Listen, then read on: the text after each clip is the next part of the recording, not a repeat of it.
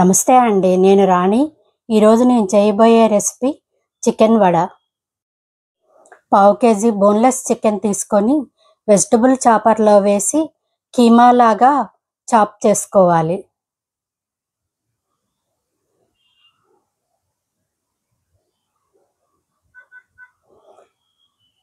ఈ కీమాను ఒక గిన్నెలోకి తీసుకోవాలి.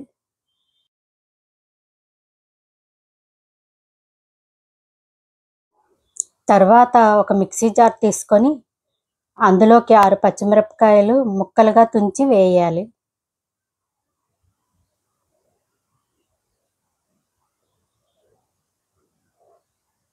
తర్వాత ఒక చిన్న అల్లం ముక్క తీసుకొని ముక్కలుగా కట్ చేసి మిక్సీ జార్లో వేసుకోవాలి.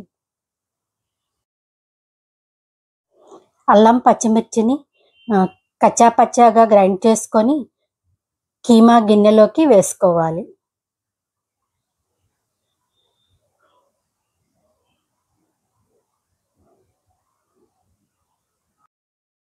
కొత్తిమీరను శుభ్రంగా కడుక్కొని ముక్కలుగా కట్ చేసుకొని కీమాలోకి వేసుకోవాలి. ఒక ఉల్లిపాయ తీసుకొని చిన్న ముక్కలుగా కట్ చేసుకొని గిన్నెలోకి వేసుకోవాలి.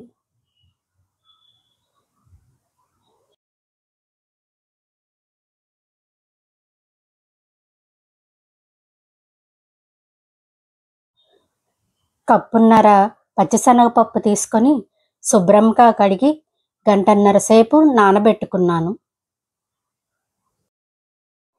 గంటన్నర తర్వాత నానిన పచ్చిశనగపప్పును మిక్సీ జార్లో వేసి బరకగా గ్రైండ్ చేసుకోవాలి.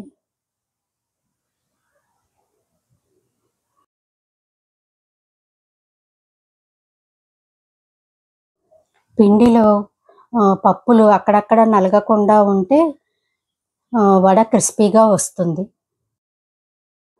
1.5 స్పూన్ సాల్ట్ వేశాను. 1 స్పూన్ కారం వేయాలి. 2 స్పూన్ల గరం మసాలా వేయాలి.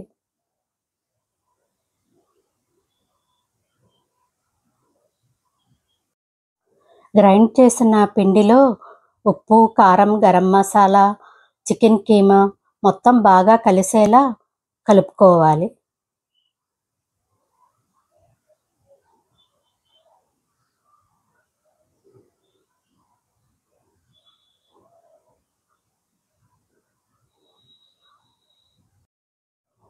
స్టవ్ పై ప్యాన్ పెట్టి డీప్ ఫ్రై చేయడానికి సరిపడా ఆయిల్ పోయాలి. ఆయిల్ను మరీ పొగలు వచ్చేలాగా వేడి చేయకుండా మీడియం హీట్ అయ్యే వరకు వేడి చేసుకోవాలి. ఆయిల్ ఎక్కువగా కాగితే వడలు తొందరగా ఎర్రబడిపోతాయి, లోపల పచ్చిగా ఉంటుంది. అందుకని మీడియం హీట్ చేయాలి.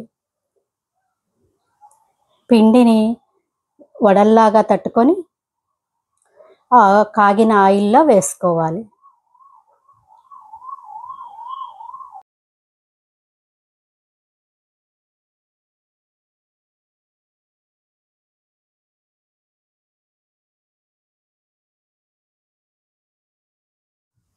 వీడియోలో చూపించిన విధంగా వడలను రౌండ్గా ఒత్తుకోవాలి.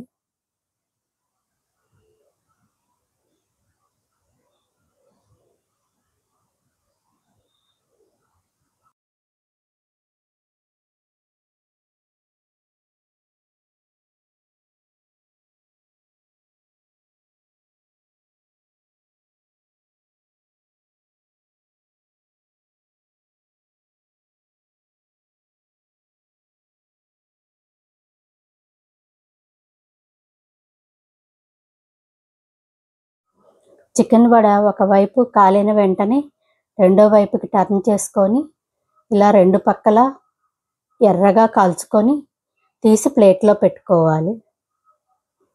ఇలా పిండి మొత్తాన్ని వేయించుకొని ప్లేట్లోకి తీసుకొని పెట్టుకోవాలి. ఇప్పుడు వేయించుకున్న వడలను ప్యాన్లో వేసి ఆయిల్లో రెండోసారి కొంచెం సేపు వేయించుకోవాలి. ఇలా చేయటం వలన చికెన్ వడలు క్రిస్పీగా వస్తాయి.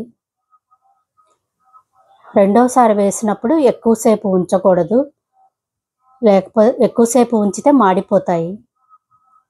వెంటనే తీసి ప్లేట్లోకి పెట్టుకొని సర్వ్ చేయాలి. ఈ చికెన్ వడ చాలా క్రిస్పీగా టేస్టీగా ఉంటుంది. మీరు ఇంట్లో తప్పకుండా ట్రై చేయండి. మీకు ఎలా వచ్చిందో కామెంట్లో తెలియచేయండి. తెలుగు ఫుడ్ వరల్డ్ ఛానల్ని లైక్ చేయండి, కామెంట్ చేయండి, సబ్స్క్రైబ్ చేయండి. Thanks for watching.